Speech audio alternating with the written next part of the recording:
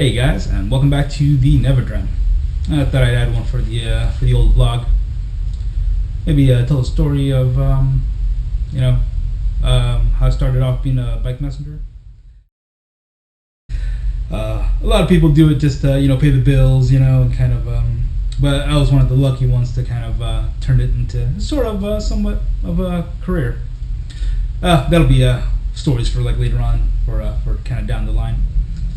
So I thought I'd maybe tell little stories. Let's say snories. Tell little stories here and there. The way I started off was I was working at a travel agency, and it was okay. It was part time, and there was a lot of kind of gossip, a lot of a lot of infighting, a lot of there's some people that are a little fake towards each other, kind of they're like, oh, I hate that person, and then kind of to their face was like, oh, hey, what's up, hey. Well, anyway, it was pretty bad, where the only thing that I found joy in was when they would send me out to go deliver airline tickets and things to offices nearby. It would take a few hours, but the more I could do, the better, just to get me out of there. And I would wander the city. It was in the winter time, I would just wander, and I would actually see these bike messengers. I would run into them every so often, and I knew of them because I kind of liked Quicksilver. It didn't quite hit me, like oh. Bike messenger. Oh, that's what these guys are. Oh, we have them here too. Quicksilver took place in like New York and like.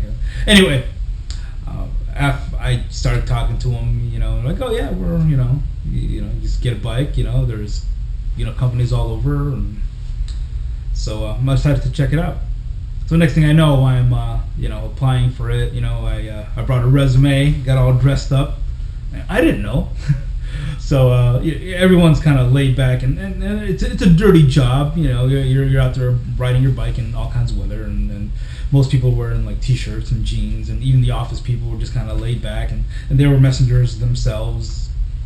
So I put on something nice, dropped off a resume, no experience at all, and they pretty much were like, oh yeah, sure, you're hired. That's kind of what you walk in at the right time, and if they have a spot, it's like, oh yeah, sure, why not? So I started doing that part time.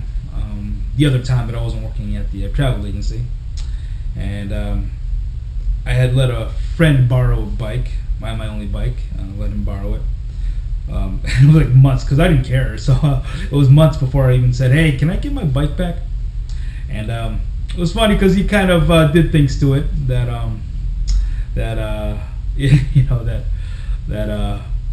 I didn't know about. Because it was a few months. It was from when he borrowed it to when I got it back. I was like, what did you do? I mean, I wasn't really mad or anything, but he kind of put the spooky dokes, that kind of make sounds when you ride slow enough, and tape here and there, and some things were taken off and changed around. I was like, what did you do to my bike? Well, anyway, first day, of course, I decided to do this job like the first week of January, and we're in cold weather. I didn't know kind of how to dress, and I haven't been on a bike in years, so that was another thing. So I had maybe 2 jackets on, some 2 layers of long johns, t-shirt, I had pants, long johns, again layers, boots, couple pairs of socks. I had no clue at all, and they're just like, okay, you got a pager, we're gonna page you with it. This was back when not everybody had cell phones and pagers, and there's pay phones out there. They would page me, if they had a delivery like 13, and then we'd have to call on a payphone, and if it was a hot package, an emergency, they would page me 13 911. That was my number. Actually 113 was my number. And and they're just like, okay, well, here's this, here's that, you got a bag, you got your bike, okay, Why don't you go with this driver, help him drop off a package, and we will send you on your way. Okay. So next thing I know, I'm being dropped off on Lower Michigan. Guy, I run the package for the guy, and he said, "See you later." I said, "Cool, see you later," and that was it. That was the start. It was I didn't know where to go, so I did a couple runs. I dropped off one package, and I didn't quite know the deal yet, or I wasn't comfortable with things. So they told me to stand by. And I was like, "Oh, okay, stand by." And I waited in this kind of vestibule area at this building. And I just waited. It's like, "Okay, are they giving me something?" And like 15 minutes would go by. Now, 30 minutes would go by, and I was like, "Oh, I'm supposed to wait here, right?" And I was like, "Should I go somewhere else? Can I move?" I mean, of course now, and I know, but yeah, I would. I think I stayed in this vestibule for at least an hour before they gave me another job. Which of course, the next job I got, they wanted to check me out, test me out with an emergency. It was the fastest run at the time, and I got lost. It turned out that it was one street over, but I had gone completely the opposite way. I swear I thought I knew where it was. I was like, "Oh, I know where that street is. I know where that street is," and I completely went the wrong way for I don't know how long, and I was sweating bullets. I was like, "Oh man, they're gonna fire me. They're gonna fire me." They never did, which I was lucky. I mean, I thought there was a few times where it would warrant getting fired. But yeah, I actually ended up quitting at the travel agency, and said, "Hey, I wanna do it full time." And I told them, "Hey, I want to bike full time," and that's kind of where it all started. It was funny because I think it was a couple weeks later. It was kind of it might have been, it might have actually been a month or two later. It was warm enough for where it would just be kind of rainy, and it was like I